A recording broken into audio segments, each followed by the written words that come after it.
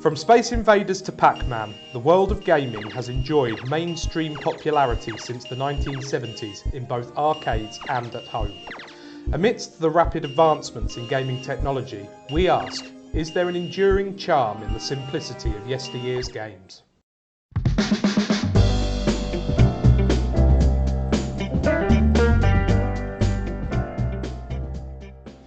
Hi, I'm Luke. And I'm Andy. And on today's episode of Out of the Box, we are talking about retro video games. We are. There's some at the front here, look. There is. Yeah. So before we get into that, some fun facts. Did you know the first true video games were created in the early 1950s? Well, I suppose that might have been when TVs first come around, so that makes sense. Yeah. Initially created as technology demonstrations. Possibly the first video game created simply for entertainment was 1958's Tennis for Two, which I've not heard of that one. No, nor me. Video games transitioned into a new era in the early 1970s with the launch of the immensely successful arcade game Pong, which we have a micro version of here, and the first home video console called the Magnavox Odyssey. Now, before you carry on, I don't remember that. I remember it being called something else, but perhaps that might be an Americanism. Could well be an Americanism. Yeah, but anyway, carry on. Market competition led to a golden age of arcade games. It did. From the late 1970s to mid-1980s. This golden age includes popular titles such as Space Invaders, Pac-Man and Donkey Kong. Home consoles then began to take over market domination of video games with the launch in the late 90s of the Sony PlayStation, and the rest there is history. As they would say. Yeah. So basically, are the simpler retro games of yesteryear, are they more fun and enjoyable than today's big fancy games? Well, we're going to talk about some of our favourite games in a bit. Yeah. And it's interesting, being a child of the 80s, you know, being 10 years old in 1980, and Gallagher, which we were going to play later, that was kind of like a step on for Space Invaders. There was something quite youthful and charming about them. You fairly, within seconds, you kind of go, oh, I see, I've got to do this. And that's as complicated as it gets. Yes, definitely. Yeah. And they're quick fire. You know, the only purpose is to try and beat the high score, and that's it, isn't it? Well, I think the subtle difference as well is that you, the people who made those machines went in arcades, so it was about putting 10p's in. And it's about getting as many 10p's in that slot as possible. Absolutely. Yeah. So just to answer your question, was it simpler? I don't think we can answer the question. I think because we're going to talk more. Yeah, but it was simpler. It's simpler, and I personally find a lot of joy in some of those old games. So yeah.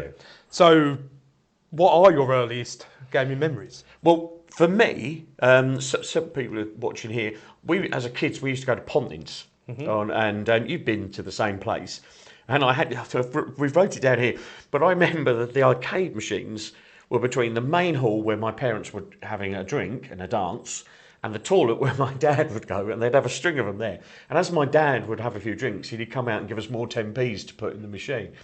But I remember playing Gallagher and one of the early racing games there, but they were good fun. And the one I spent to you, the one you don't see anymore, was the tabletop ones. You'd see them in social club bars, where you'd literally have a place for a drink there, and you'd play it like that, and your mate would then play it, and you'd play two-player. Yeah, fantastic. Yeah, no, they are excellent.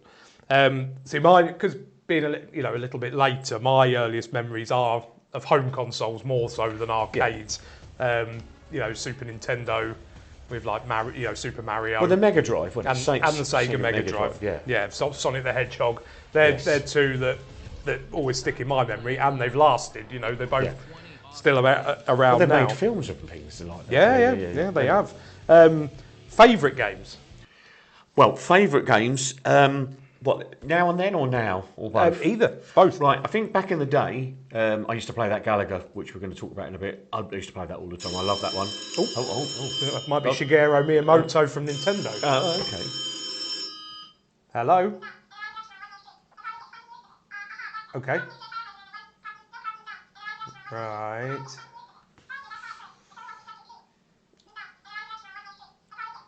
Well, thanks. Bye. It was just Lee. He said that he finds video games pointless and infantile, but he is a fan of playing Naked Twister. Anyway, so your favourite games? My favourite games, yeah, Gallagher, which we just spoke about. Moving on now, I play a lot more Medal of Honor franchise. I love that one. It's very un-PC, but one of the great things I loved about it is you shot Nazis with a gun. Well, but then I'm a boy of a certain age. was that on PlayStation? Was it? Yes. The first PlayStation. And they've obviously gone through, you can get them on PC and all sorts now.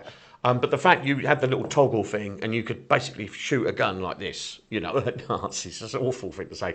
But it's kind of some of the appeal, that's kind of the thing. Modern game, no, I love Red Dead Redemption. Yep. And 2 specifically. Yeah, Red Dead Redemption 2. Yeah. That's a brilliant game. It is a brilliant game. I can wax lyrical about that for hours, but I think we should get on with what you like playing, because I would Yeah, just go well, on no, but it is a great game, and it's 3, I suppose, extremes there of old arcade with Gallagher, sort of 90s with Medal of Honor, and then right up to almost today with Red Dead Redemption. And very different games. Very different games, and all great in their own right. So for me, I still prefer old, like retro 2D platform type games like Super Mario, like Donkey Kong, over big open world modern games.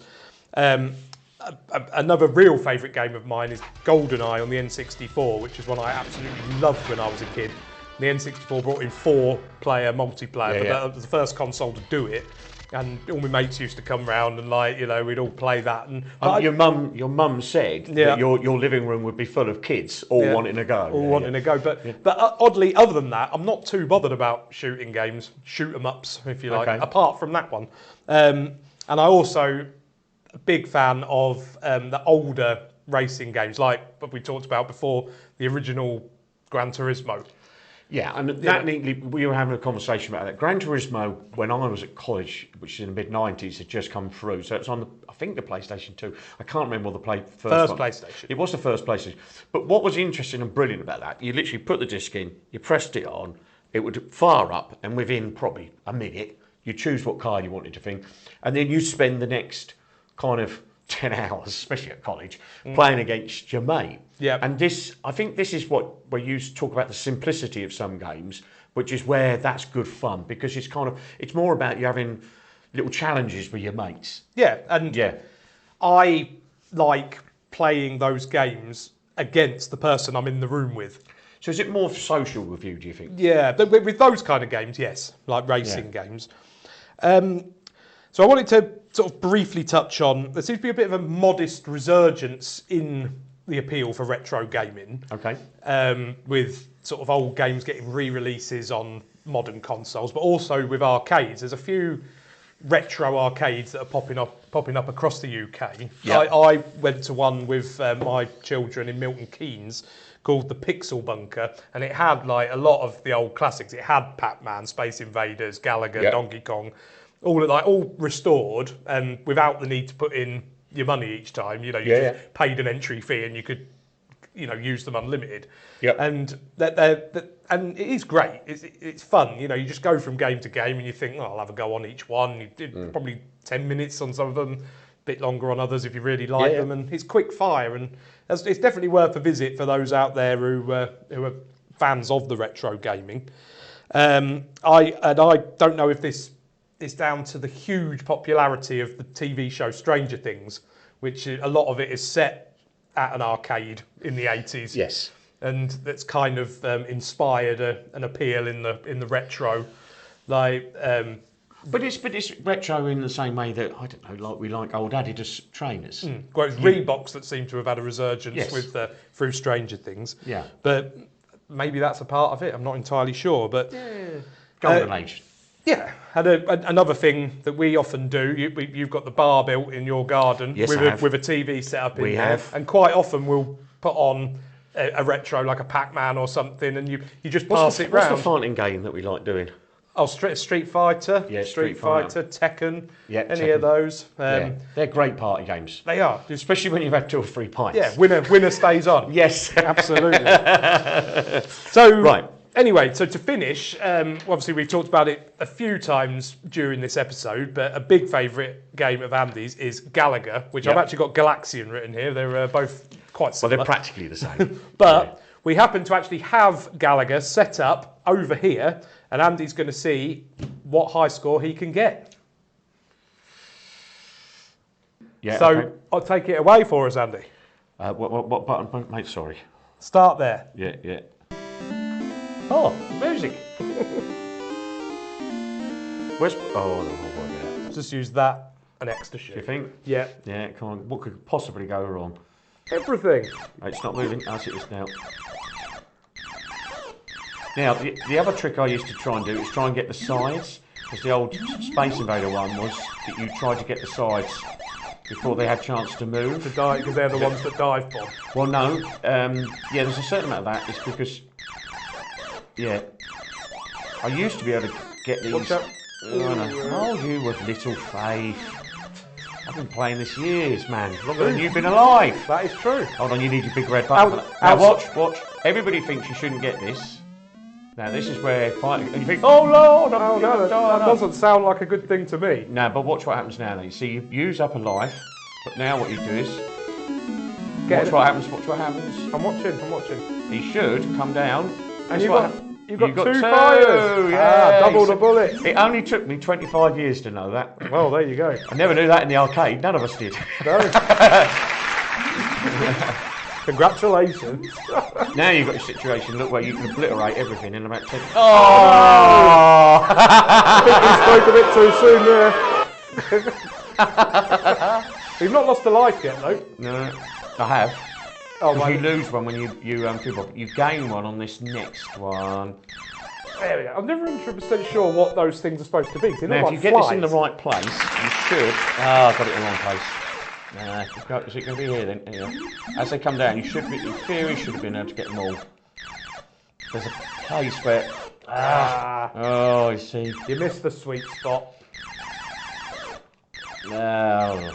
I don't. Am I going to get me extra plate? Oh no! Oh, I didn't. Oh, rubbish. Better than I would have done. Yeah. Really? No, you've got better at this as you. Am I going to get an extra plate? When do I get my? Was it? Oh, you're off. Look, page 4. No, you get. I can't remember where you get an extra. No. Ooh, that was close. The trick with this game as well is to not get hit by the missile. One more to go. No! That was terrible at the end there. You panicked. I panicked. Oh. Yeah. So, well, that was... that was a lot of fun, wasn't it? It was stressful to watch, I have to say. Thank you very much for watching this episode about retro gaming. I don't really think we answered our question about which is better, retro or today's games. I guess it's subjective depending on the game, but we've had a lot of fun talking about it and having a good old go on Gallagher, haven't we? We have. If you've liked what you see, there's loads more episodes around on our YouTube channel, which is Modshoes. If you click below, you can subscribe, which we'd thank you for no end, and tell your friends. If you disagree with anything we say, put it in the comments. If you agree with what we say, put it in the comments. Any feedback's gratefully received. Thank you for now. We'll see you again next time. Bye-bye. Bye.